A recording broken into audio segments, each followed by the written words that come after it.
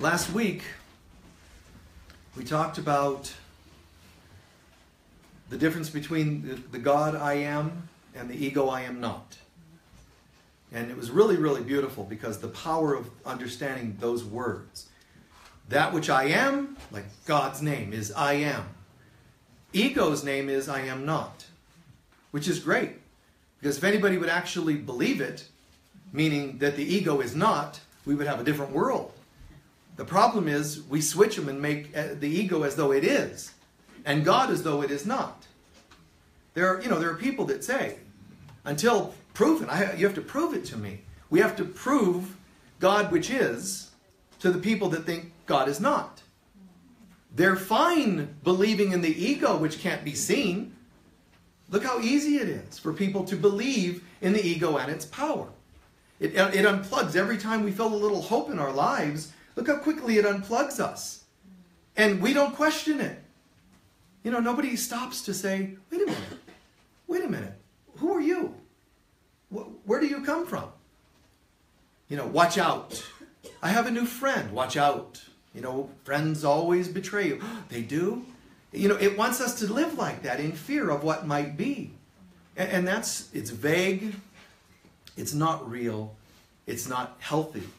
And yet that's the one we buy. Because people live in a hypnosis. The hypnosis of life. We're led to believe things we're not. Starting spiritual beliefs we've taken on, intellectual or mental, emotional, and even physical. How successful are you? That depends on how much stuff you had. Well, wait, who made that up? Who decided that? It had to come from somewhere. Now, where did it come from? And then, what makes anybody think that I have to believe that? And that's why it's so difficult to launch into a new life, to make changes in our life, because we're up against everyone. Meaning, not every single person, but we're up against the mass hysteria, the mass hypnosis. So, what happens is, we all live a life as though we know what life is. We all live our lives thinking we kind of know what's going on. But it isn't true. The world that we think isn't. But we live as though it is. Now, obviously, if you try to live an illusion like that, trying to invest time, okay, like, I don't know about your parents, I remember as a kid hearing, if you just get a job that is a certain kind of a job, a trade, a career, a this or that, something with benefits. But those benefits never benefited me. We don't have to live by those rules. And you can say, and I could even say, it's sometimes scarier to have an occupation like I have that doesn't involve benefits or security. The thing is, if I were having one of those, I would have been miserable all those years, so I would have been insecure anyway, not having security. But what good does it do you to have security at a job you don't like? So you're securely unhappy. It doesn't make any sense. I'm not telling people what kind of job. I'm saying that the world tells us what is right for us and best for us, but it doesn't even know, let alone, have the ability to tell us the truth. So, we talked about this true and false self, but the God that I am only lives what is. Let's imagine this. Imagine that there's 3 levels of mind we can live in. That which is, that which isn't, and that which is. The final one I'm talking about, the third one in this metaphor, is the one God created. It's what is, the truth of God. It's a reality. And I'll flip the numbers for a good reason. Call that 1, level 1. So there's what truly is. Then there's what isn't. That's the lie we started believing. And then what we fabricated to be, which is. So we live what is, which isn't. And then there's what isn't, and there's what is. Now, this is a capital one. Capital I is. This is God's reality. But we think we're living that one while we're living this one. So we're living a false world. Who are you? What is your identity? This is all made up. Those other two levels, lower two levels, those are made up from the ego I am not. Does the ego want you to know that you are living that which you are not? No. So it makes you think that what is. And it doesn't want you to ever suspect. So, let me clarify that in a moment. But, you know, a client of mine was asking me to clarify these kinds of concepts recently. So I want to thank that person, because this is really, really important stuff. That knowing the difference of what is and isn't. Trust me on this. We've been living a lie. We're living under hypnosis. We're told that we are something we are not, that we're living somewhere that we are not, that we're doing things that we're not. None of these are happening the way we think they are, but we're all under hypnosis. They say, you know, if you tell a big enough lie often enough, people will believe it. And that's what happened. That's what happened. We started as divine beings, and this thing called the ego is created. And it starts whispering and then eventually shouting, telling us things that are not true about ourselves. And it's almost like a horrible thing, as though somebody were kidnapped and then brainwashed, which is the story of the divine feminine. I've shared it many times, so I won't go into it. But in a nutshell, probably the greatest story, mythology story ever written or shared is the story of Sophia, the being called Sophia. She represents the divine feminine, which is all of us. It represents our soul. Our soul is thought to be, all of our souls, male or female, is thought to be feminine. That's why to awaken our true selves, we have to awaken the divine feminine within ourselves. Not the semi-divine feminist. I'm talking about the divine feminine. So I'm not wanting to confuse that with like just angry women. No, I mean, and if you happen to be an angry woman, sorry for you. But I'm talking about the divine feminine, so I mean that really. Okay? The divine feminine is not an angry or activist type. It could do that, but the divine feminine is divine. It cannot be touched by anything. It cannot be harmed by anything, because it's divine. So when we awaken the true soul within ourselves, we're reawakening that which is perfect and divine. We don't have to fight for her. We don't have to fight for its survival. She's already perfect. So when we find her perfection, we find ours. When we find her innocence, we find ours. Humans, again, we're hypnotized into thinking, even if we get on the path, we have to fight for it and tell people about their rights and our rights. As soon as you start having to spout that loud, and that vehemently, and that intently, something's probably off. Because this is a peace that surpasses understanding. Nevertheless, we come to this world, and in the story of the Sophia, the divine feminine, or the journey of the soul, what happened is, this being is created divine, and goes on a journey, and when it goes on a journey, it means to earth, which is us. We come to earth, things start going weird. There's an ego-based world that starts to abuse her, and she starts to believe in the abuses that were done to her. She starts to think that because people didn't like her, she's unlovable, which is a belief system. Now, that's why I said you can't really be harmed, because they can't really harm Sophia, which is your soul. Nobody can harm you, really.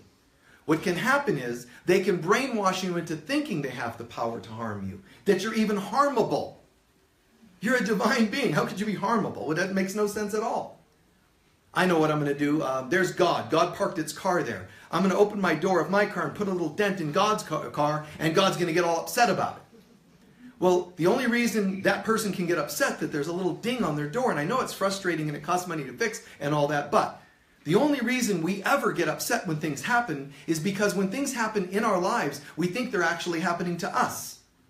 You dinged my door is of my car is me. I earned that car. It's a reflection of me and my success. You didn't ding a door on a car, you dinged me. People personalize everything. You took something from me, you took a job from me. Me. It's the ego arrogance. Where the divine being would be like, what car?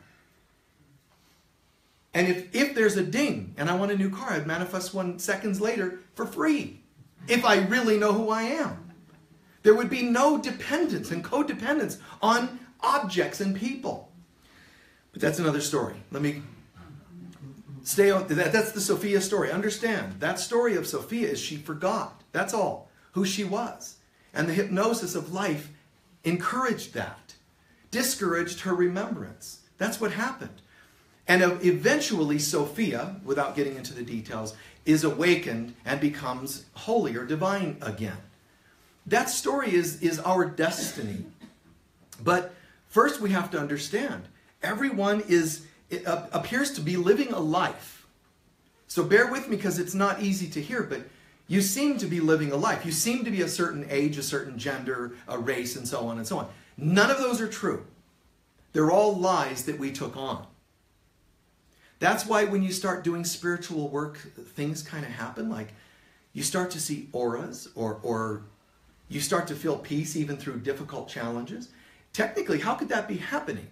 I mean, one minute you're a dense body and all of a sudden, like in A Course in Miracles, it tells you, it calls them light episodes.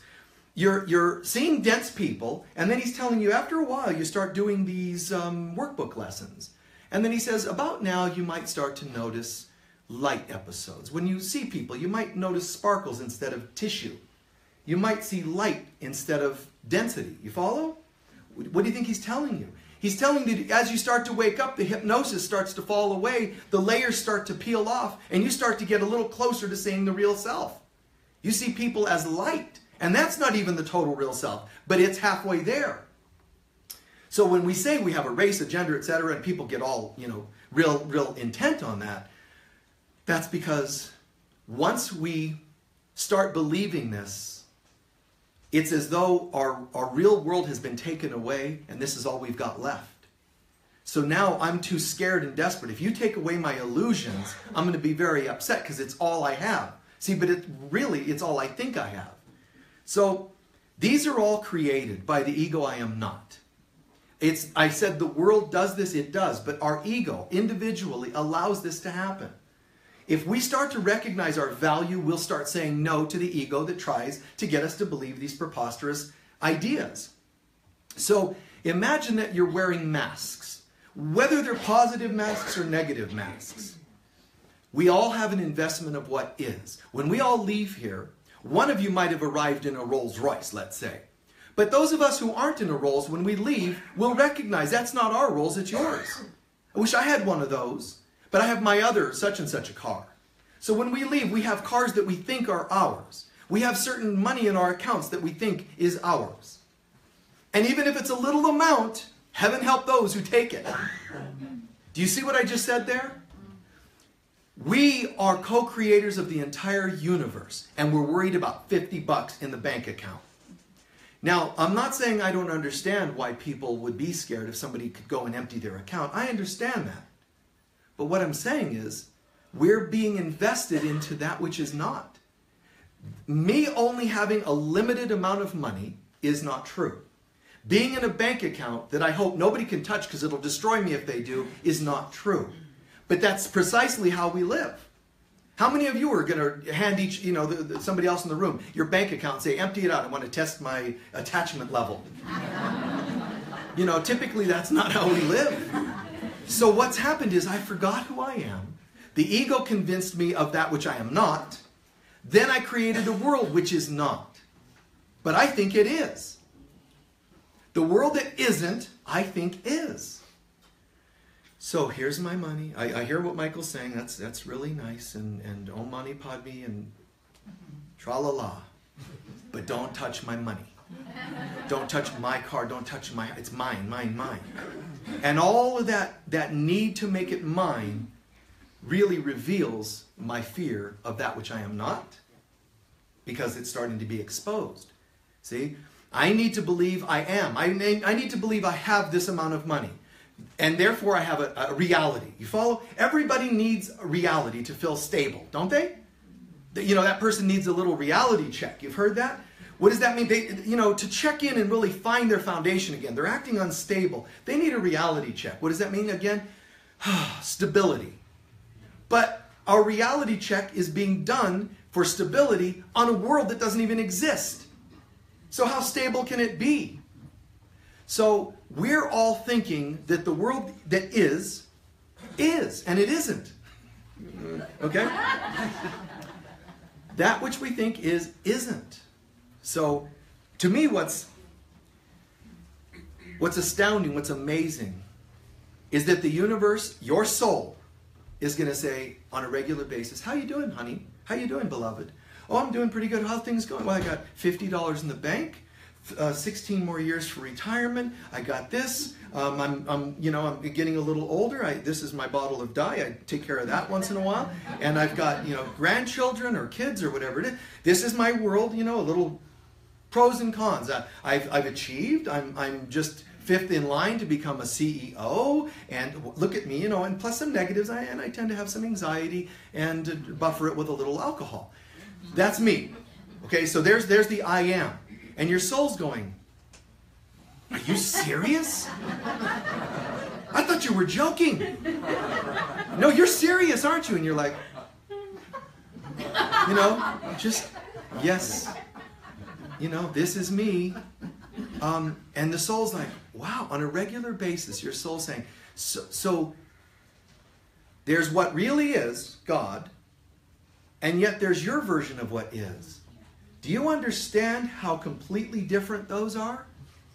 No. And I don't want to know. Because if you start telling me the difference, I'm going to feel terrible anxiety because I don't know how to get that one. So I'm settling. But do you realize how many lifetimes you've had? No, and I'd rather not know, which is why people don't remember their past lives, because they can't take it. They can't take the shame and guilt that's going to come from realizing, okay, you think you can pull your life together? Yes, I do. Okay, do you realize you've lived 5,000 times and you haven't gotten it right yet? I don't want to know that. No, I don't even believe in reincarnation. I believe this is the only time I've lived, and if I don't make it, it's because, I'm just doing the best I can and I didn't know any better. You can't, the ignorance isn't bliss. But that's another lie that we were told. How could ignorance be bliss? It makes no sense. Bliss is knowingness, not ignorance. Ignorance is anything but bliss. So we're living this what isn't. The soul's trying to tell us. Do you realize, honey, that you're living a life that isn't full? It isn't thriving? Well, yeah, but I went to school for X number of years to get the job that I currently have and do not like. Well, change jobs. You don't get it, do you? The programming comes in. That's not possible. I haven't even paid off the grants for here comes the evidence. I haven't even paid off the grants for the job I don't like. What am I going to do? And then what are my parents going to say? They're the ones who lent me some of the money. All of the pressures and guilts and regrets and shames, which are not coming from God.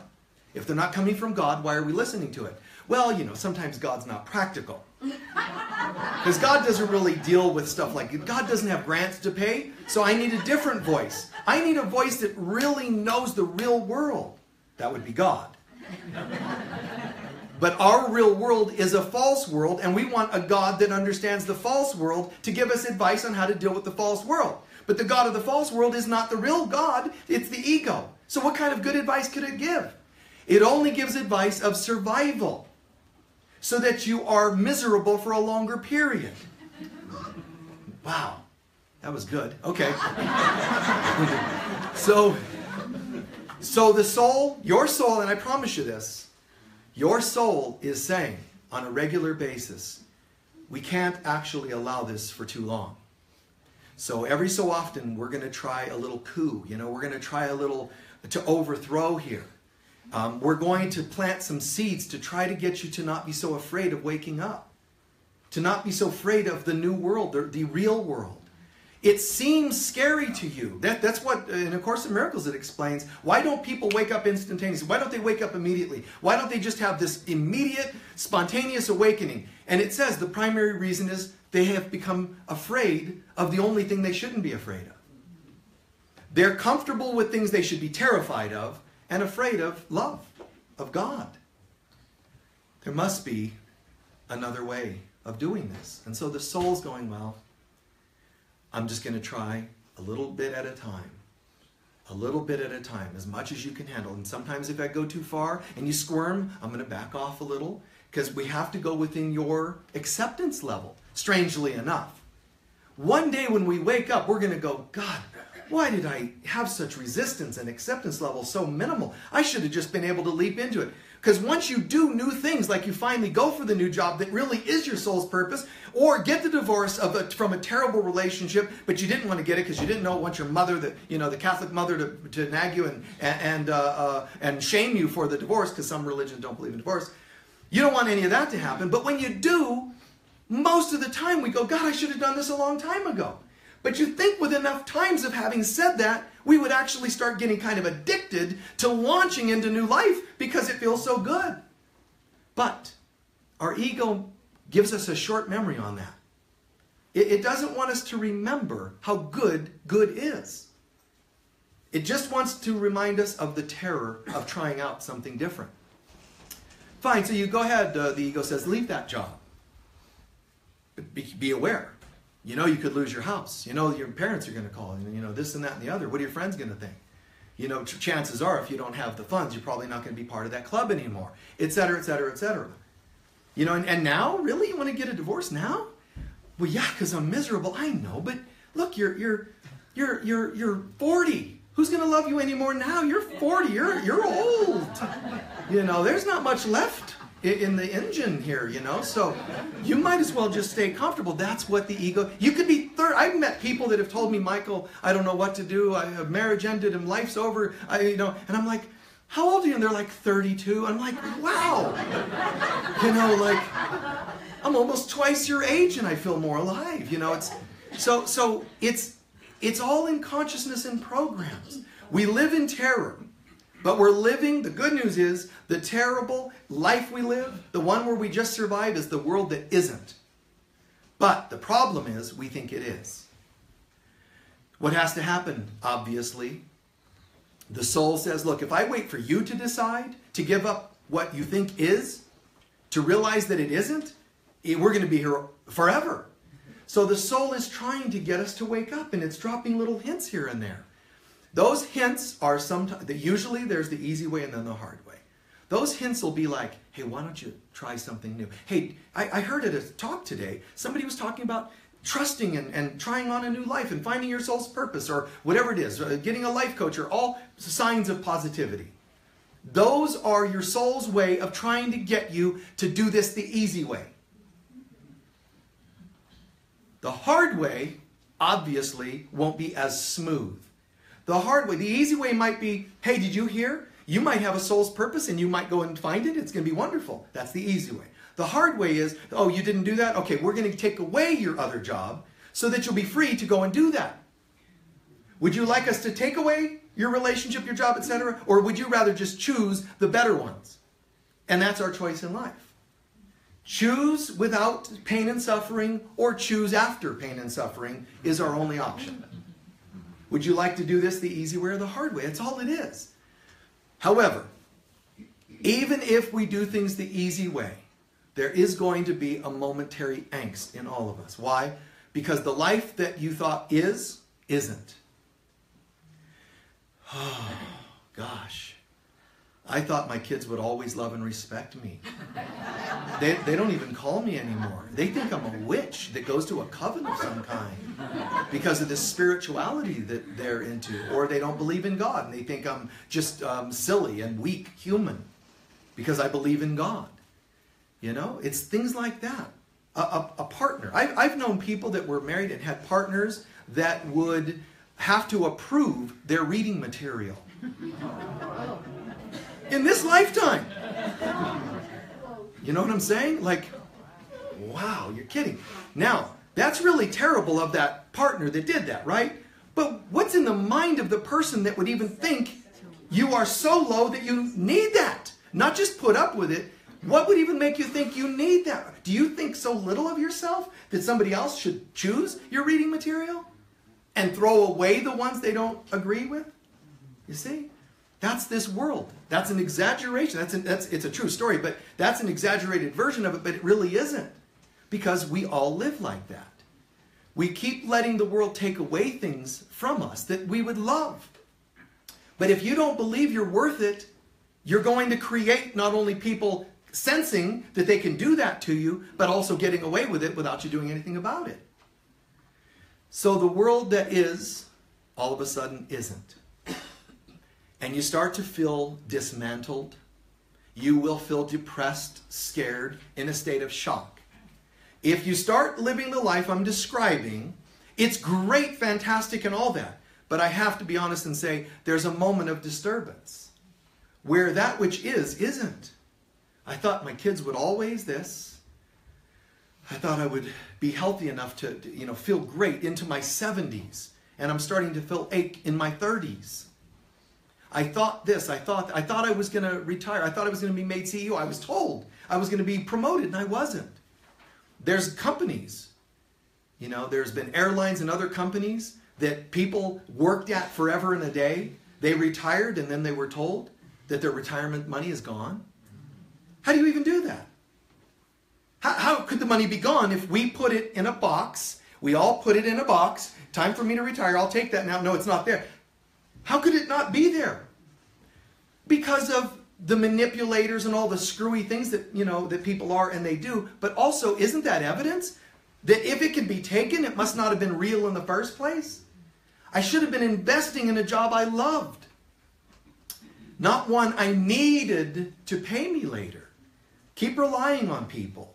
And it falls, apart. I don't mean to not trust and love people, the love in them, the goodness in them. I'm talking about not putting an investment in the material world because that world isn't. So what I'm saying is, should be obvious, we're living a world as though it is. We're living a life as though it is. But it isn't.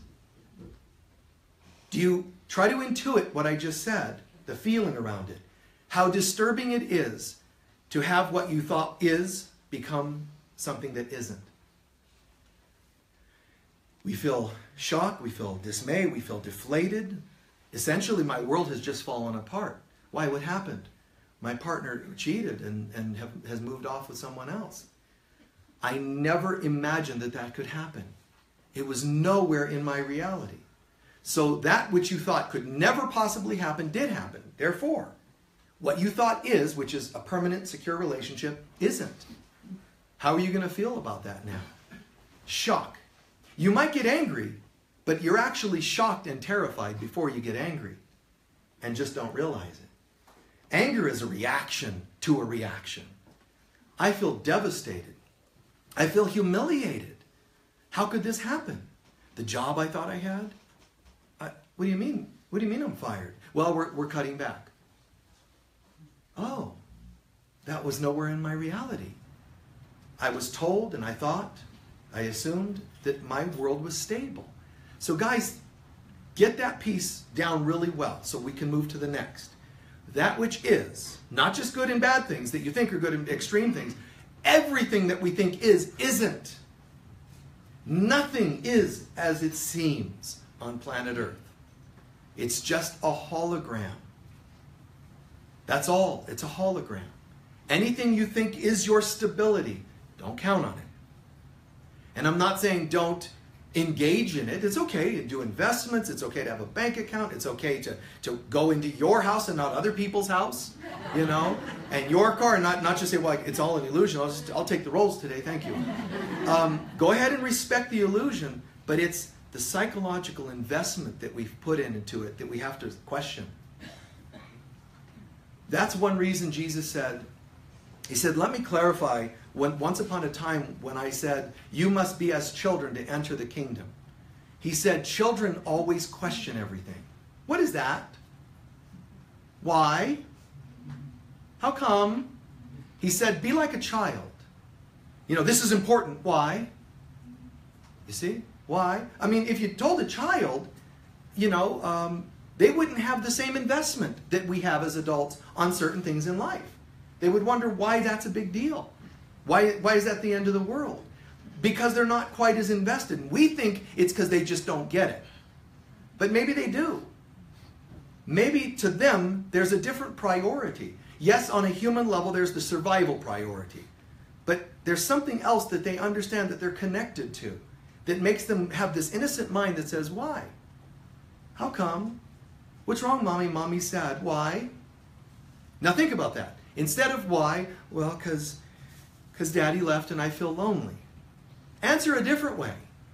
When the child in you or the child outside says, Mommy, why are you sad? Because somebody left. But why does that make you sad? Start there and just take off on an introspection exercise. Wait a minute. Let me do that. The child within saying, why? I'm sad. Why? Because they left. Why does that make you sad? Because I thought we were in love. Okay, but you weren't, apparently. So why would it upset you now? If it wasn't real, why are you upset? Because I thought it was real. So what you're saying then is you're upset that you thought it was and it wasn't. So are you upset at yourself for being foolish or for being naive? You know, see, go inside and find out why everything. Why are you upset by that which isn't being exposed? And that's my point. The soul is trying to expose constantly that which isn't. You and I think what's happening in life, hey, how's it going? Oh, I'm going through a lot of tests. Why? What happened? Oh, well, I'm being transferred in my job to another, this and that. And you have all these names. I had this thing and I lost it, whatever it is.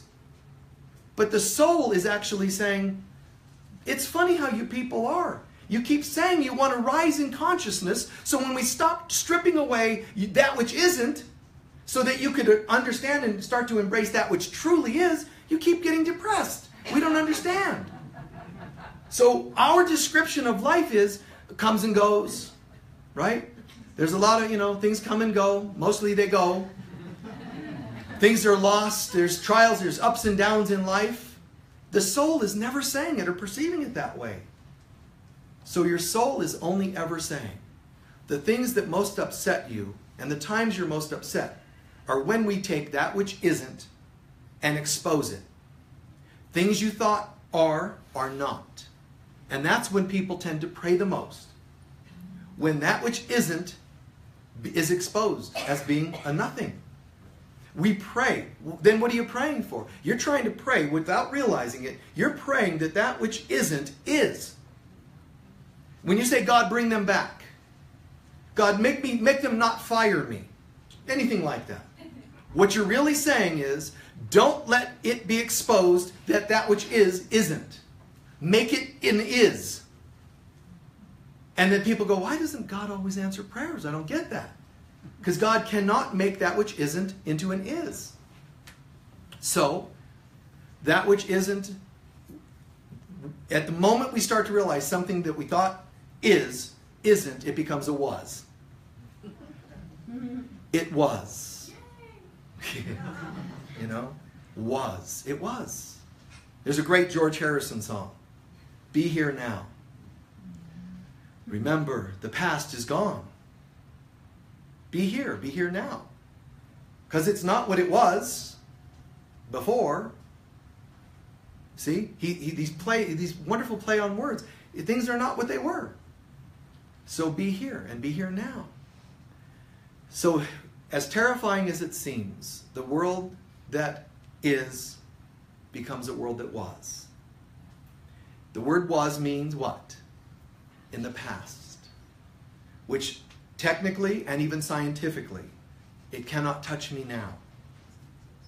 The life that I had, even if I had a life of, I'm not very deserving, I'm not very attractive, I'm not very wealthy, those all are from the past.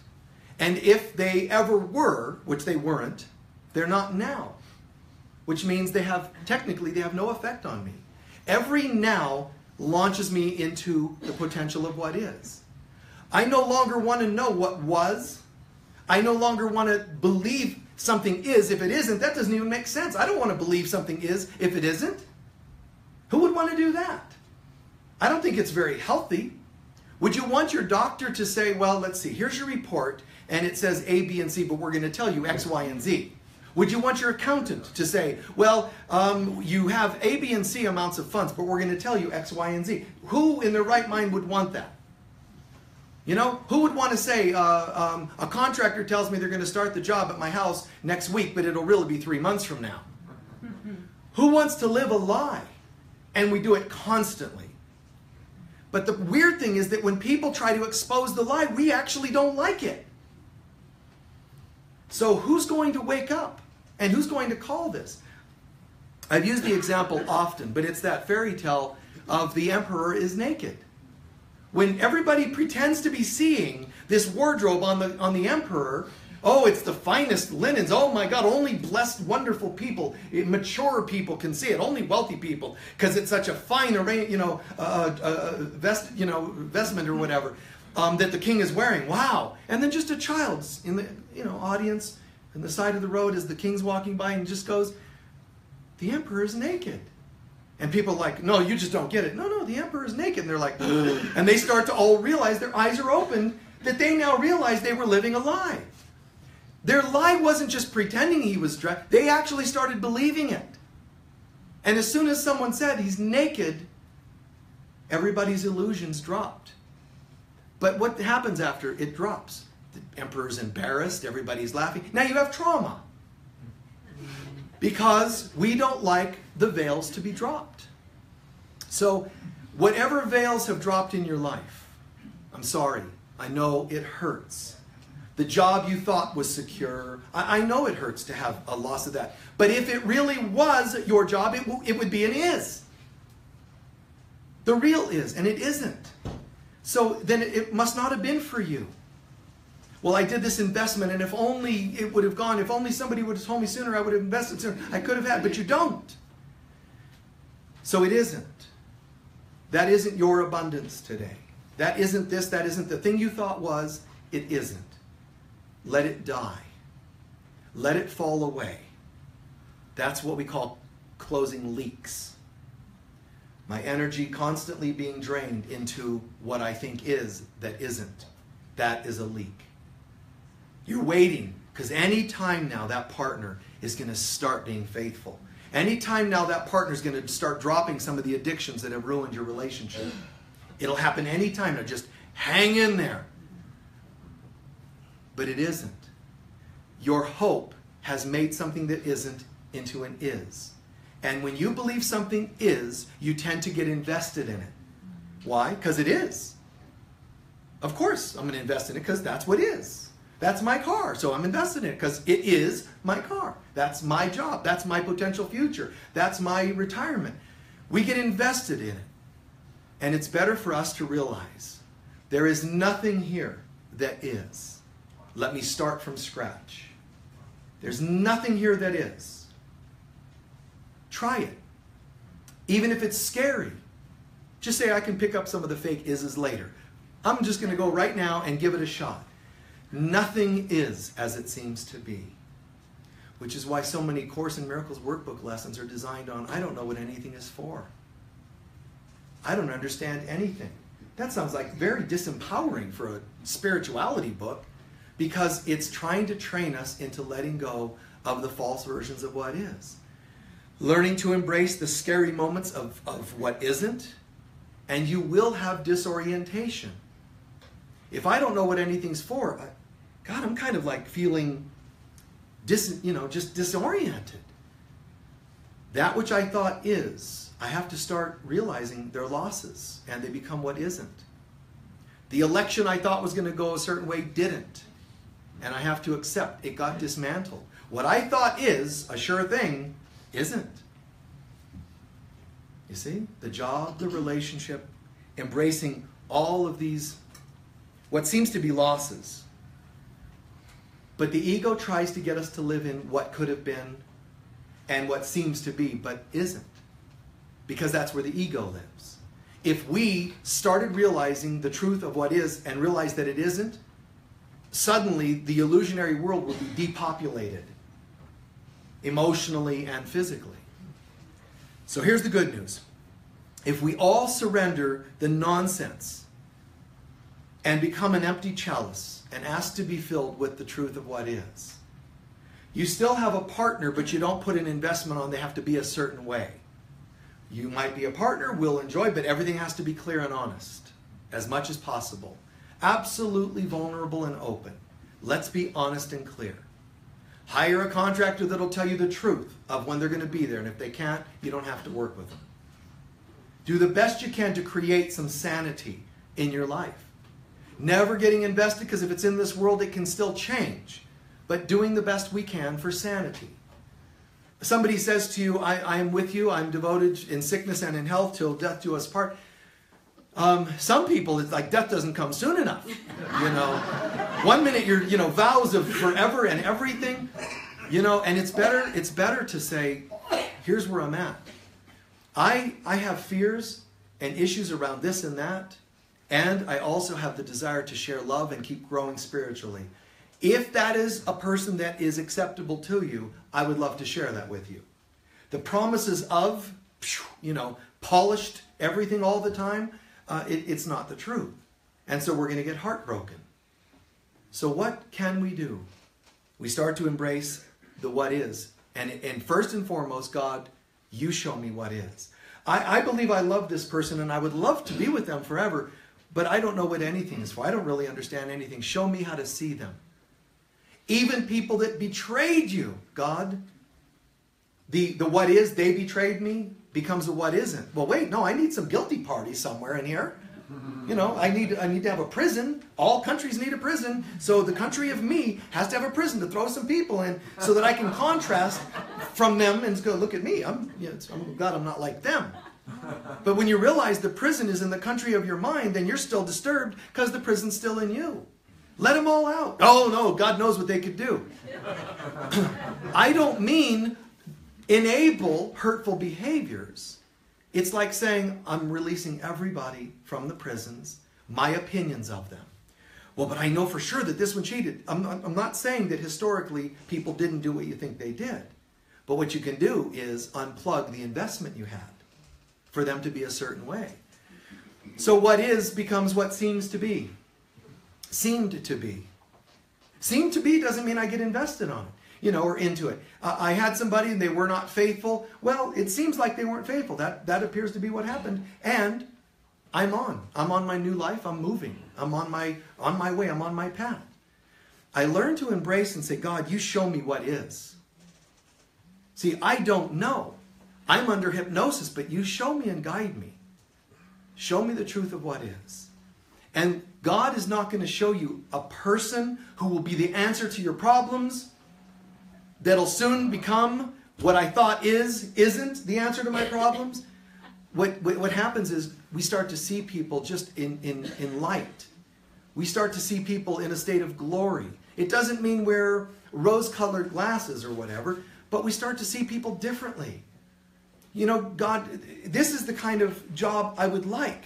This is the job I'm in. It doesn't feel congruent. As soon as I wake up to that, the Spirit of God's going to say, I'm going to guide your soul on how to allow that which isn't to fall away so that you can find what is. But if we say, yeah, but wait, I want to be in control of when and how that happens, then we're still trying to lock in that which isn't. We're all living a lie as I'm coming to a close here. The world's version of who we are is not true. Our version of who we are is not true. So imagine leaving here today saying, okay, I can see how this might be true. It's a little intimidating. It's a little weird. What is? What isn't? What is? What's this guy saying? It's almost like he's got a tongue twister going here. But wait, that which is not true, and that's why it's upset me so often. I've never been upset by what truly is. I've only been upset by my thinking something is that became an isn't. Even when it's still in the state of what is, it's not as disturbing as when I realize that it isn't. Because it's part of my little reality, for good or ill. Like I said, then I have my labels of everybody, and everybody's tucked away, filed away just right. It's a false sense of stability. But what if I decide to change all this? Well, that's like letting all the kooks out of the asylum, which is my mind, and letting them all wreak havoc. I need everybody locked away. That's the control freak that we have in us. What if we say, I don't know? Oh God, they're all getting out. Just hang in there. But at any time now, they're just going to, oh my God, they're going to run rampant. Yeah, they might. But first you're going to start seeing all the things you thought were true are not true. And I don't mean you have to obsess it in a negative way, like people I thought were nice or not. It's not that. It's objectively, guys, objectively acknowledging nothing is as I thought it was. But that also means people that I thought were hopeless are not. my finances that I thought are limited are not. It means eventually I'm going to get to unlimited possibilities. So the momentary discomfort is only momentary. If you allow your head to take control and tell you all the reasons you shouldn't allow that which isn't, that you thought what is, it becomes an isn't. If you let your mind to obsess on that, you probably end up in a horrible place. Because the ego mind will make this a really bad scenario of all the possibilities of things that could go wrong. So instead, that's not the mind I want to trust. I'm going to live dangerously, and I'm going to trust dangerously, meaning figuratively. I'm going to live dangerously and just go for it. God, you show me what everything is for. I do not know.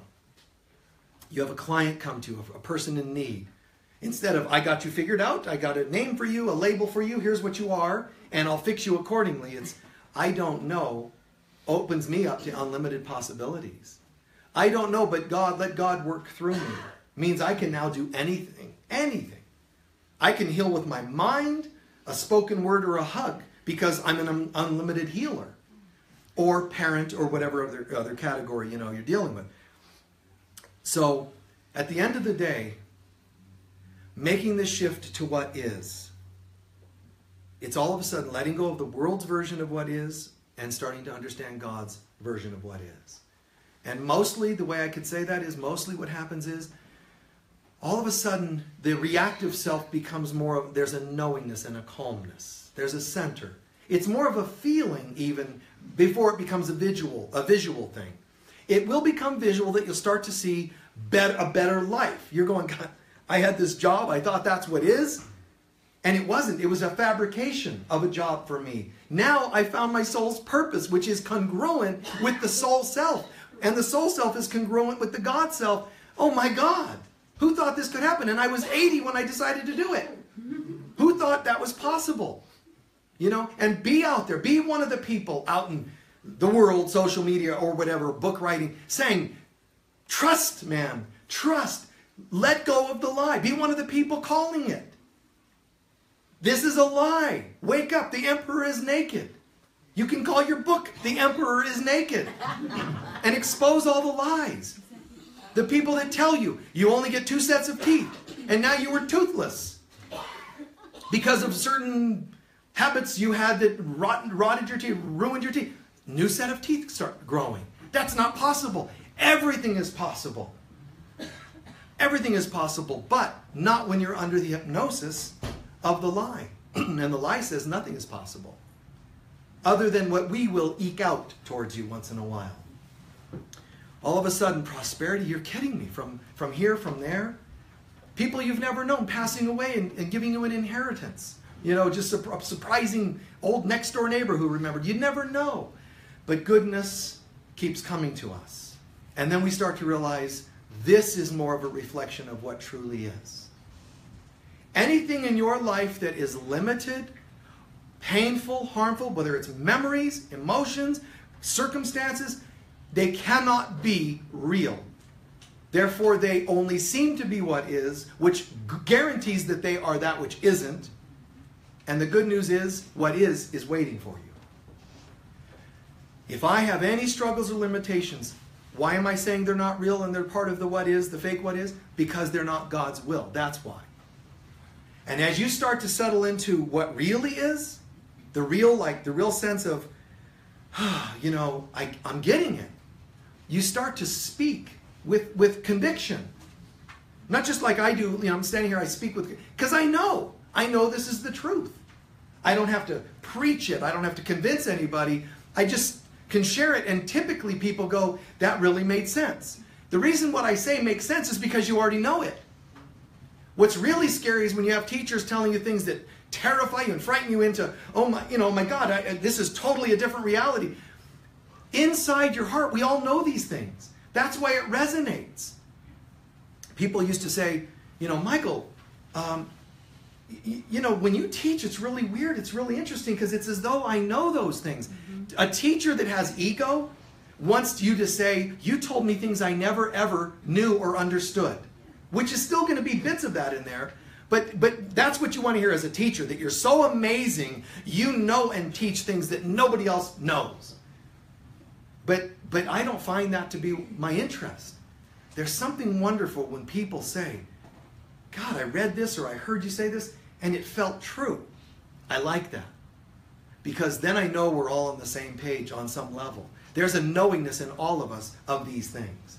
I don't want to try to convince you of something you don't believe. Let me just share the truth and let it resonate where it can. And that's what starts to happen when we start to live what is. We start to realize, God, all of a sudden my life is organic. Not organic because I shop at a certain store and eat certain foods.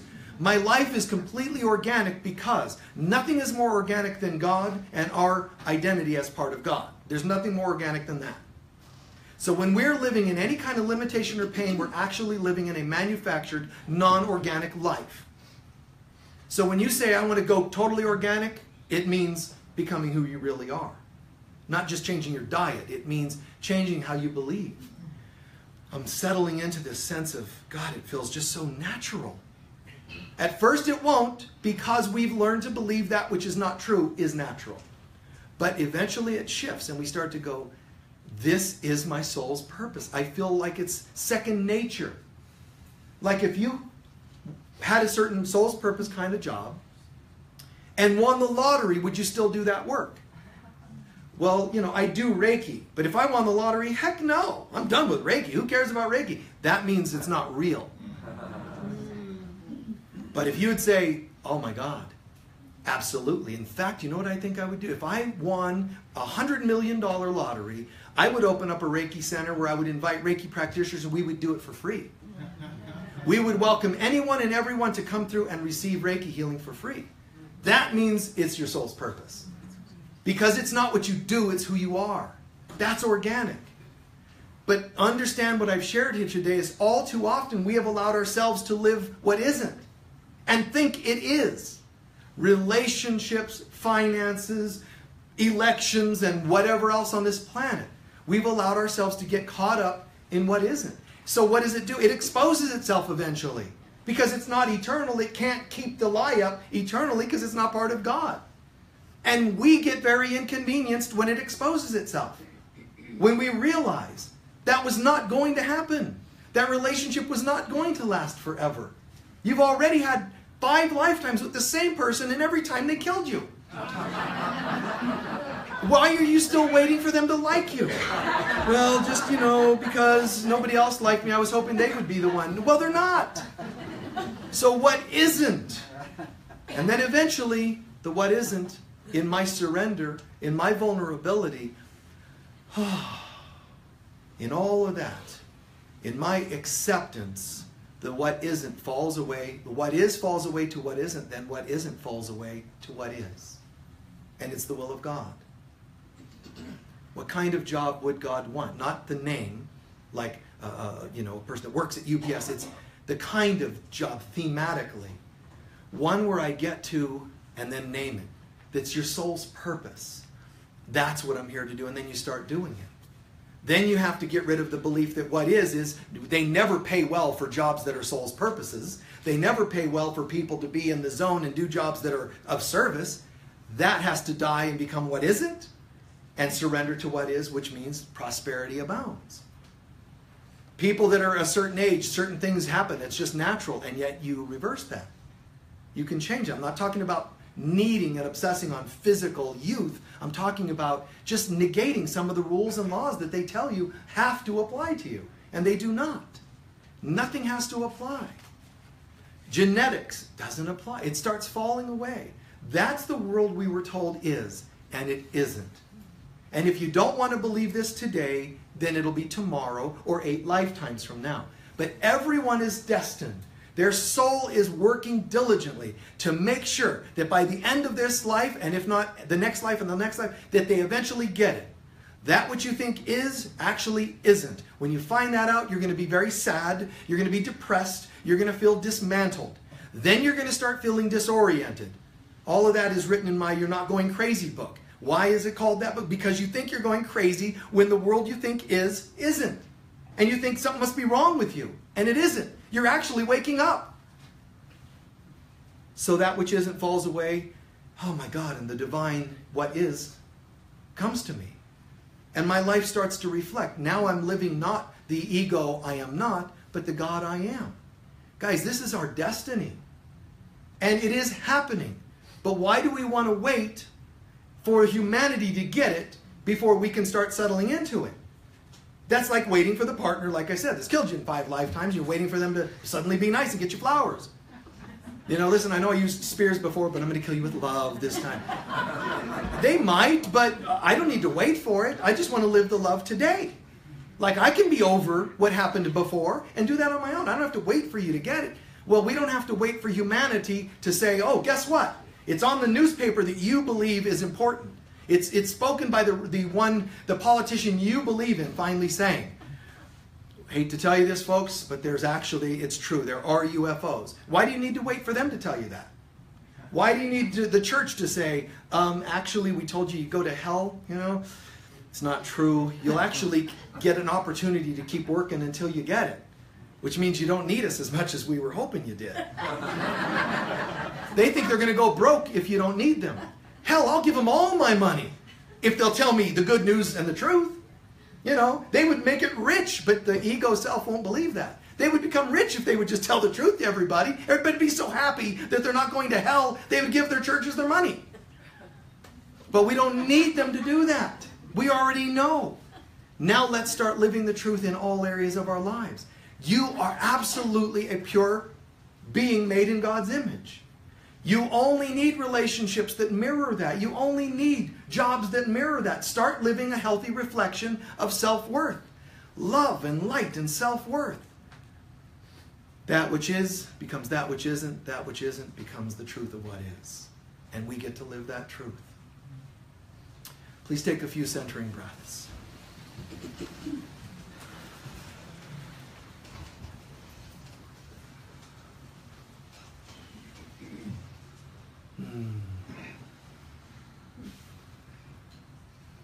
Let's drop all the thoughts and worries of life and the day.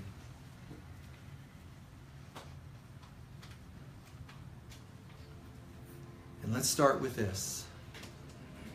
Gently and gradually start becoming aware of things you have had in your life that you have seen fall away. Calming, centering breaths into this idea. Look into your life. Things you thought were, turned out to be they weren't. Whether it was a job, you thought you'd live in a certain house a certain amount of time or the rest of your life. You thought you'd live in a certain city or state. You thought somebody was going to win an election. You thought this, you thought that, whatever, financially or anything else. Sit and look at what you thought is and look how it was.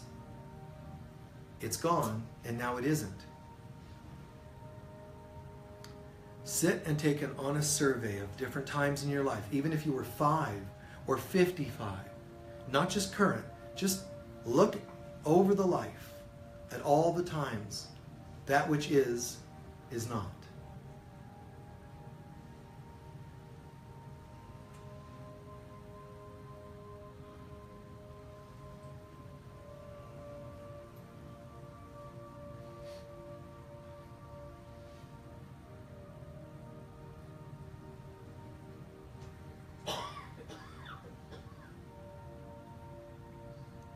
Knowing that we have been capable of doing that, believing something that wasn't true. What's worse is investing in something that wasn't. Knowing that we've done that and admitting that. Now take a look at your current life and ask yourself honestly, are there other people or things in your life that you might be investing as it is, when in fact it might not be as you think it is? Don't fear it, don't judge it, just try to stay objective.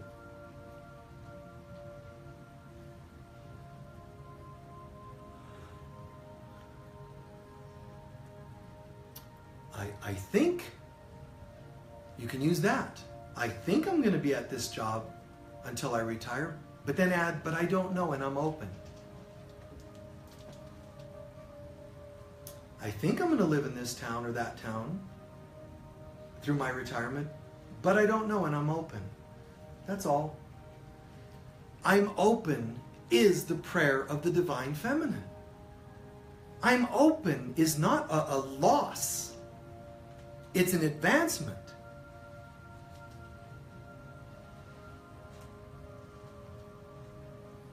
I'm open. The career, the relationship, this is how I think it is, or seems to be, but I'm open.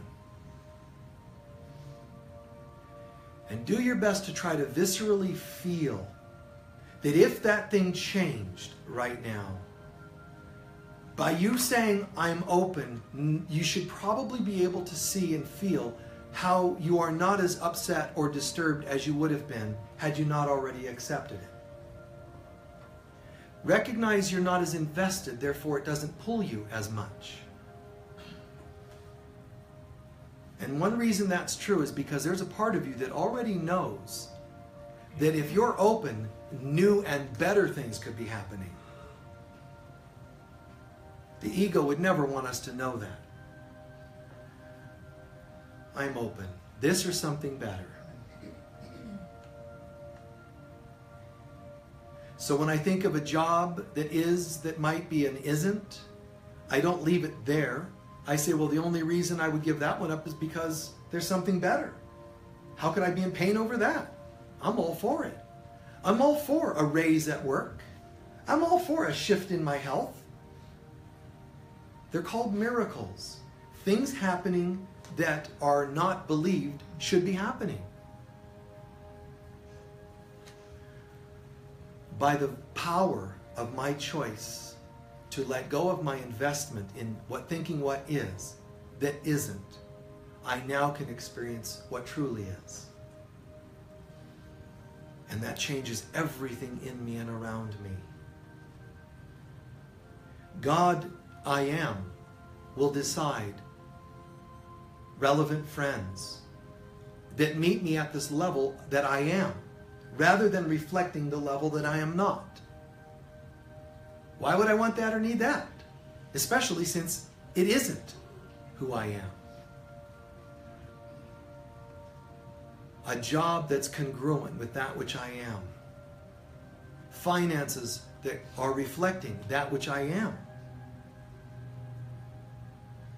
Partnerships, intimacy, affection, health, vitality, all reflecting that which I am. And if I don't choose these, it means I'm insisting on being that which I am not. That doesn't sound fun, but it also doesn't sound sane. And I'm beginning to see the difference. The sane from the insane. And I choose the sane. I choose the peace and the love of God. I choose joy and life and abundance. I choose what's real for me, the truth of who I am. And I'm giving thanks in advance that this is already happening. The changes that I heard about, spoke about, felt, experienced today, it's already happening. I'm already letting layers of that which I am not peel away. My life that isn't to peel away. I only want what's real and true. That's all I ever really wanted, but I became fixated on the opposite. I settled, but I only settled because I forgot who I am. Today I am choosing to know the truth of God, of who I am. And in fact, I refuse to hear anything less. So that which I am becomes me. And I extend this to the world in which I live. And so it is.